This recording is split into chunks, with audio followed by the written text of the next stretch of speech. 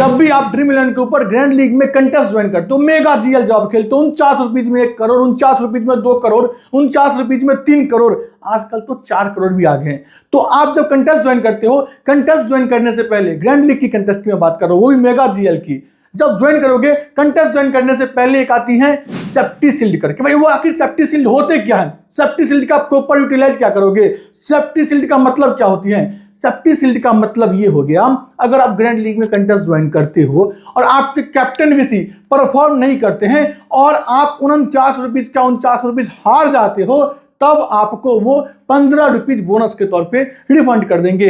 आखिर ये कैसे वर्क करती है वो अब मैं आपको यहाँ पे बताने वाला हूं। जैसे आपने एक मैच में कैप्टन कर दिया विराट कोहली को, और विराट कोहली के ऊपर आपने सेफ्टी शील्ड का 3 रुपीज लगा दिया, 3 रुपीज ही लगेंगे उसमें, और विराट कोहली अगर उस मैच में 34 फैंटेसी पॉइंट, मतलब एज ए प्लेयर 17, तब ना कैप्टन के रूप में 17 × 2 34 हो जाएंगे। तो अगर एज ए कैप्टन वो 34 फैंटेसी पॉइंट नहीं देते हैं तो आपका 15 रुपीज बोनस के तौर पे ड्रीम 11 वैलेट में आ जाएगा। लेकिन उसके लिए कंडीशन 2 क्या है, आपका जो जीएल में 49 रुपीज है वो 49 का 49 हार जाओगे तभी आपको मिलेगा रिफंड 15 रुपीज बोनस में, ठीक है।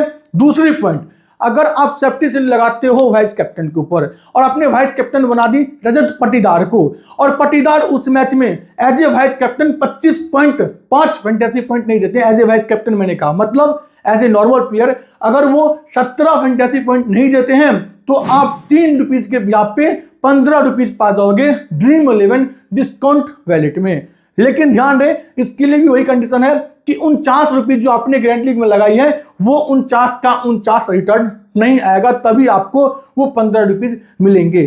तो अब आपका क्वेश्चन होता है कि राजा भाई अब हमको इसको यूज करना चाहिए कि नहीं करना चाहिए। तो मेरा मानना है अगर विराट कोहली भाई सब बुरे दिन में भी होंगे तो वो आराम से 17 फैंटेसी पॉइंट तो दे ही देंगे एज ए प्लेयर, जिसमें मान लो 1 चौका लगा दे या फिर 1 या 2 कैच ले लें, तब भी वो आपको 16 पॉइंट देके चले जाएंगे। 1 आध रन कर लेंगे तो भी वो अपना काम कर देंगे। उसके भी आप में आप उनको क्या कर रहे हो, 3 रुपीज का इंश्योरेंस ले रहे हो।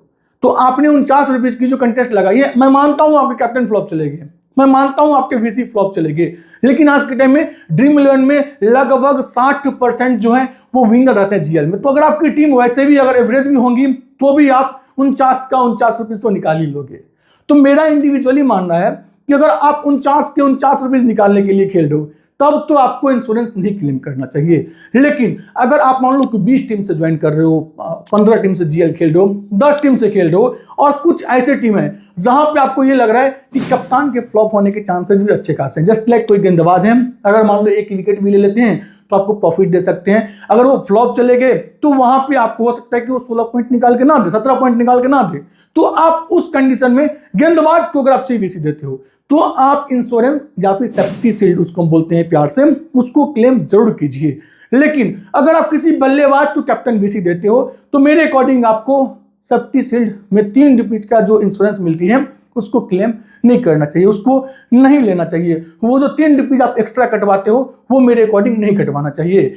बाकी आपका ओपिनियन इसमें क्या है वो कमेंट सेक्शन में जरूर बताइएगा। मेरा एक चीज इसमें मानना है कि अगर ये ऐसा होता कि मैं 3 रुपीज का जो है सेफ्टी शील्ड किसी प्लेयर के ऊपर ले लेता हूं, सेफ्टी ले लेता हूं, और वो प्लेयर अगर 17 पॉइंट से कम देती है एज ए प्लेयर और एज ए कैप्टन 34 पॉइंट से अगर कम देती है और मैं जीत भी जाऊं 49 में, मान लो 50 जीत जाऊं, 60 जीत जाऊं, अगर वहां पे अगर मैं जीत भी जाऊं तब मुझे अगर 15 रुपीज रिफंड मिल जाता तो भाई साहब मैं एक्सेप्ट कर लेता। क्योंकि मेरा मानना है मैं 50 टीम लगाऊंगा, कैप्टन वीसी मेरा फ्लॉप करवा दो आप, फिर भी ड्रीम 11 का जो 60% 65% विनिंग जीएल वाली जो न्यू पैटर्न आई है उसमें आराम से मैं 65% जनता में तो रह जाऊंगा। तो आप बताओ कि आपको क्या लगता है कि ऐसे कंडीशन में यूज करना चाहिए? मुझे लगता है कि नहीं करना चाहिए। अगर आप बैट्समैन को सीवीसी दे दो तो, रिपीट कर रहा हूं, अगर आप बॉलर को सीवीसी दे रहे हो तो आप सेफ्टी शील्ड आराम से यूज कीजिए।